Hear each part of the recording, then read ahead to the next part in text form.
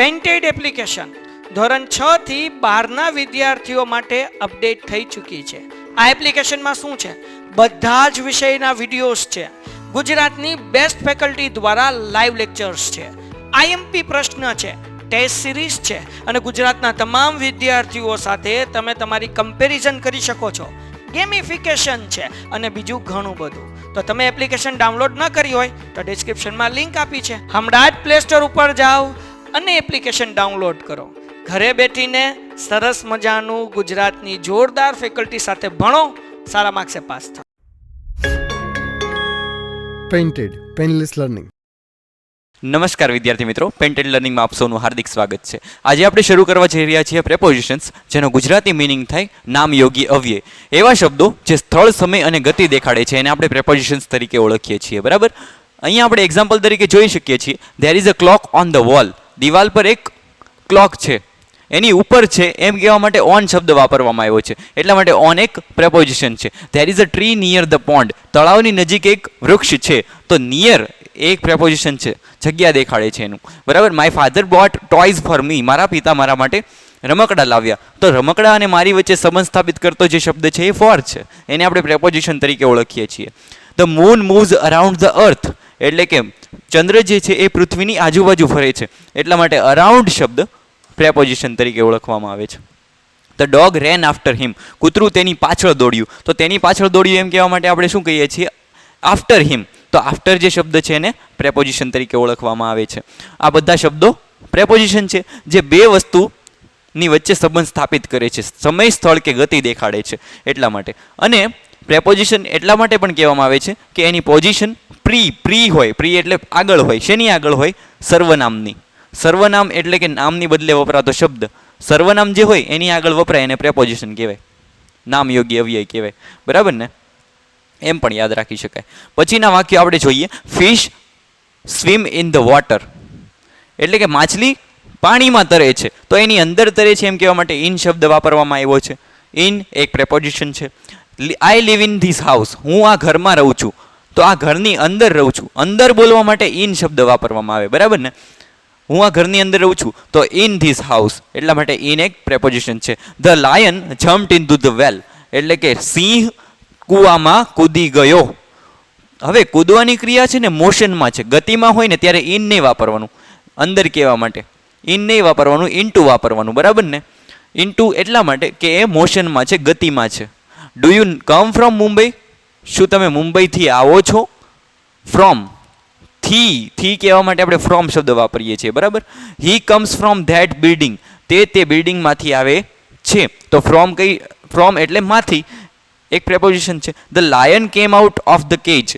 Out of એટલે માંથી. સિંહ પાંજરામાંથી બહાર આવ્યો. તો આઉટ ઓફ જે છે એ પ્રેપોઝિશન તરીકે ઓળખવામાં આવ્યો છે. He cut a tree with an axe. With એટલે થી અથવા સાથે. બે શબ્દ તમારે વાપરવા હોય તો વિથ કહેવાનું. બરાબર ને? થી અથવા સાથે. એણે એક્સ એટલે કે કુહાડીથી ટ્રી કાપ્યું, ઝાડ કાપ્યું. એનાથી કાપ્યું એટલા માટે આપણે શું કહીએ? વિથ. કોઈક સાધનનો ઉપયોગ કરતા હોય ત્યારે વિથ વાપરવામાં આવે. કોઈકની સાથે જતા હોય ત્યારે પણ વિથ વાપરવામાં આવે. He went to Mumbai with his uncle. તે તેના અંકલ સાથે, તેના કાકા સાથે મુંબઈ ગયો. એમની સાથે ગયો એમ કહેવા માટે અહીંયા વિથ વાપર્યું છે. ઓકે, ખબર પડી? એ પ્રેપોઝિશન છે. The book is on the table. પુસ્તક એક ટેબલ પર છે, એની ઉપર છે એમ કહેવા માટે on preposition. The clock is above the window. અહીંયા અબવ શબ્દનો મિનિંગ થાય છે ની ઉપર. કોઈક વસ્તુની એક્ઝેક્ટ ઉપર હોય ત્યારે અબવ કહેવામાં આવે છે. For example, the clock is above the window, એટલે કે વિન્ડોની બારીની એકદમ ઉપર ક્લોક છે, ઘડિયાળ છે, એટલા માટે અહીંયા અબવ વાપર્યું છે. બરાબર. ફોર એક્ઝામ્પલ, 12 વાગ્યાનો સમય હોય ને સૂર્ય એકદમ આપણી ઉપર હોય તો આપણે એમ કહીએ the sun is above my head. Okay, તો અબવ એટલે એક્ઝેક્ટ ઉપર. પછી there is a bridge over the river, એટલે કે રિવર નદીની ઉપર એક બ્રિજ છે, એની ઉપર છે. મીન્સ કે આ ઉપર અને આ ઉપરમાં શું ફરક છે, અને ઓન વાળા ઉપરમાં શું ફરક છે? ઓન એટલે વસ્તુ એકદમ ઉપર છે અને નજીક અડીને પડી છે. મીન્સ કે એટલા માટે ઓન વાપરવામાં આવે. અને અબવ એટલે નજીક નથી, એનાથી ડિસ્ટન્સમાં છે. ડિસ્ટન્સમાં હોય એટલે અબવ. અને ઓવર એટલે ડિસ્ટન્સમાં હોય પણ આખો વિસ્તાર એને ઘેરી લેતો હોય ત્યારે ઓવર વાપરવામાં આવે. એ જોઈએ આગળ આપણે નિયમો કઈ રીતે કામ કરે છે. Birds are flying over our heads. પક્ષીઓ આપણા માથેથી ઉડી રહ્યા છે, ફ્લાઇંગ.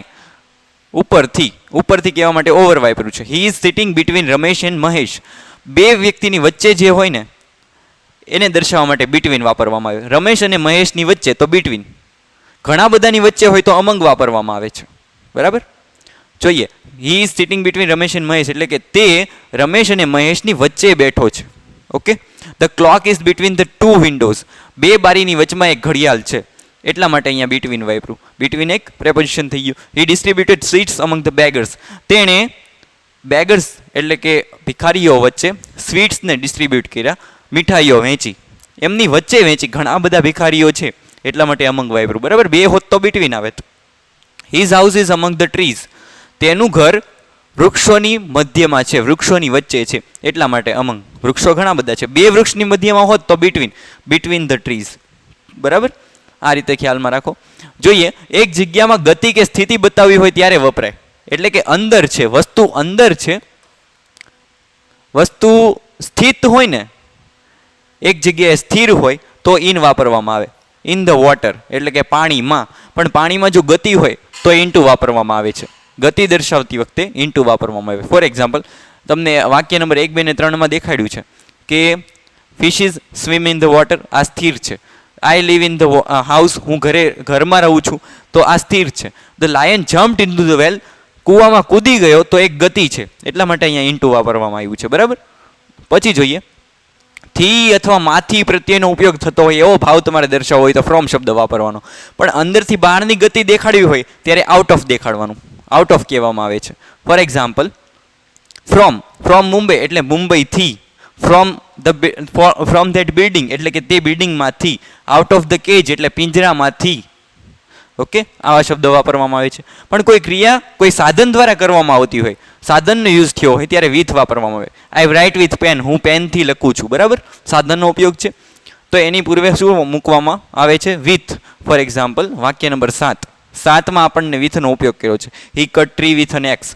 તે શેની સાથે, શેનાથી કાપે છે ટ્રીને? કુહાડીથી. તો કુહાડી એક સાધન છે એટલા માટે વિથ. પછી ની સંગાથે, એની સાથે હોય એવો જો તમારો ભાવ હોય તો પણ વિથ વાપરવામાં આવે. He went to Mumbai with his uncle. તે તેના અંકલ સાથે મુંબઈ ગયો. બરાબર? પછી ઓન, અબવ અને ઓવર એ ત્રણેયનો અર્થ ઉપર જ થાય. જ્યારે એક વસ્તુ બીજી વસ્તુને લગોલગ હોય, અડીને હોય ત્યારે ઓન વપરાય.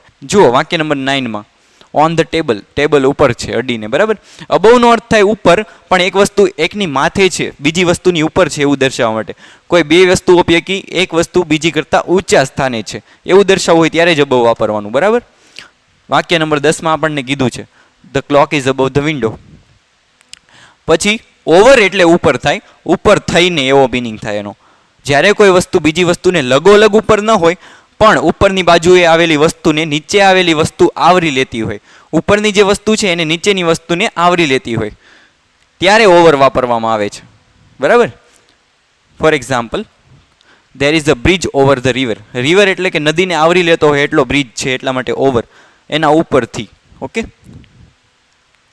જ્યારે બે વ્યક્તિઓ કે વસ્તુઓ વચ્ચે વાત કરતા હોઈએ ત્યારે બિટવીન વાપરવામાં આવે. બેની વચ્ચે હોય ત્યારે બિટવીન અને ઘણા બધાની વચ્ચે હોય ત્યારે અમંગ. બરાબર ને? યાદ રહેશે. હવે વાક્યો થોડા સોલ્વ કરીએ. The moon gets light blank the sun. એટલે કે ચંદ્ર એ પ્રકાશ મેળવે છે. શેમાંથી મેળવતો હોય? સૂર્યમાંથી. તો માંથી કહેવા માટે આપણે શું લખીએ? ફ્રોમ. જવાબમાં આવશે ફ્રોમ.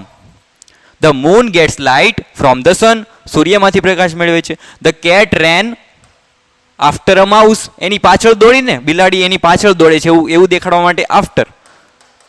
બરાબર? હી બીટ ધ ડોગ. તેણે ડોગને માર્યો. શેનાથી માર્યો હશે? સ્ટીકથી. તો કોઈક સાધનનો ઉપયોગ કર્યો છે, સાધનનો ઉપયોગ થયો હોય તો થી વડે દેખાડવા માટે આપણે કયો વર્ડ વાપરતા હતા? વિથ. બરાબર? With a stick. સ્ટીક દ્વારા, સ્ટીકથી. The tail blank the elephant is short. એટલે કે હાથી પૂંછડી ટૂંકી છે. તો હાથીની પૂંછડી ટૂંકી છે. બરાબર? ની કહેવા માટે આપણે કયો વર્ડ વાપરીએ છીએ? ઓફ. નો ની નું ના દર્શાવવા માટે ઓફ. પછી hang the picture blank the wall. એટલે કે પિક્ચરને, ચિત્રને દિવાલ ઉપર લગાડો. ઉપર કહેવા માટે આપણે શું લખીએ? On the wall. બરાબર ને? આ રીતે તમારે બાકીના સેન્ટેન્સીસ સોલ્વ કરવાની ટ્રાય કરવાની છે. તમે સ્ક્રીનશોટ લઈ શકો છો અથવા તમને PDF મળી રહેશે. પછીના સેન્ટેન્સીસ છે જેને ગુજરાતીમાંથી ઇંગ્લિશમાં ટ્રાન્સલેટ કરવાનું છે, ભાષાંતર કરવાનું છે. શિકારી હરણની પાછળ દોડ્યો. પાછળ એટલે આફ્ટર. દોડ્યો, બરાબર, ભૂતકાળની વાત છે. ધ હન્ટર, શિકારી, રેન, દોડ્યો, ની પાછળ દોડ્યો એટલે after. A deer. A hunter ran after a deer. શિકારી હરણની પાછળ દોડ્યો, બરાબર. અમે ગામની નજીક એક કૂવો જોયો હતો. હતો ભૂતકાળની વાત છે, જોયો, બરાબર. તો અમે વી જોયો એટલે સો. વી સો અ વેલ. શું જોયું? કૂવો જોયો. ગામની નજીક તો near the village. We saw a well near the village. તો નિયર પ્રેપોઝિશન વપરાઈ ગયું. ગામની સ્ત્રીઓ કૂવામાંથી પાણી ભરતી હતી. તો ભૂતકાળની ચાલુ ક્રિયા વોઝ વેર સાથે આઈએનજી, બરાબર. ગામની સ્ત્રીઓ, ધ વુમન ઓફ વિલેજ એટલે કે ગામની સ્ત્રીઓ, બરાબર. વુમન ઓફ વિલેજ અથવા તો વિલેજ ઇઝ વુમન. કૂવામાંથી પાણી ભરતી હતી. તો ફેચ. ફેચ એટલે પાણી ભરવું. Fetching the water. પાણી ભરતી હતી. Fetching the water. માંથી કહેવા માટે કયો word? From. Water from the well. From the well, કૂવામાંથી. પછી છે શિક્ષક કાળા પાટિયા ઉપર ચોકના ટુકડા વડે લખે છે. અત્યારે ક્રિયા શરૂ છે તો આઈએનજી વાળું રૂપ. શિક્ષક કાળા પાટિયા ઉપર ચોકના ટુકડાથી લખે છે. તો શિક્ષક કાળા પાટિયા ઉપર લખે છે એમ કહેવા માટે ઓન ધ બ્લેકબોર્ડ, બરાબર. ધ ટીચર, સાદો વર્તમાન કાળ છે, રોજની ઘટના છે. ધ ટીચર રાઇટ્સ, લખે છે. શેના પર લખે છે? On the blackboard. Writes on the blackboard. શેનાથી લખે છે? ચોકના ટુકડાથી. તો એના દ્વારા લખે છે એમ કહેવા માટે સાધનનો ઉપયોગ કર્યો તો વિથ વાપરવાનું આપણે. With a chalk stick. Chalk stick થી લખે છે, બરાબર. The teacher writes on the blackboard with a chalk stick. તે ટોપલીમાંથી થોડા ફળો લો. લો મીન્સ ટેક. કઈ રીતે લખીશું? Tech some fruits. થોડા ફળો લો. Take some fruits.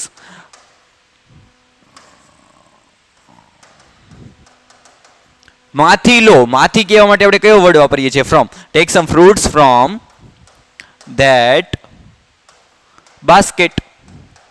તે બાસ્કેટમાંથી, તે ટોપલીમાંથી થોડા ફળો લો. Take some fruits from that basket. બરાબર. આ તમારો આન્સર થઈ ગયો. બાકીના સેન્ટેન્સીસ જાતે બનાવવાના ટ્રાય કરવાની છે. અને ટોટલ 20 સેન્ટેન્સીસ છે. આ જે નવા શબ્દો છે તમારે લખીને પાકા કરવાના છે, બરાબર. તમે સ્ક્રીનશોટ લઈ શકો છો. તો મળીએ મિત્રો નેક્સ્ટ વિડીયોમાં. ત્યાં સુધી જોતા રહો પેઇન્ટેડ લર્નિંગ. હવે તારે વસાવી લેવું જોઈએ. એ દાખલો રાતે કરાવીશ. સમય સાથે સમજણ હવે અપાવી જ દે. આટલું મોંઘું પણ નથી, હવે અપાવીશ તું. શું? પેઇન્ટેડ. Painted, painless learning.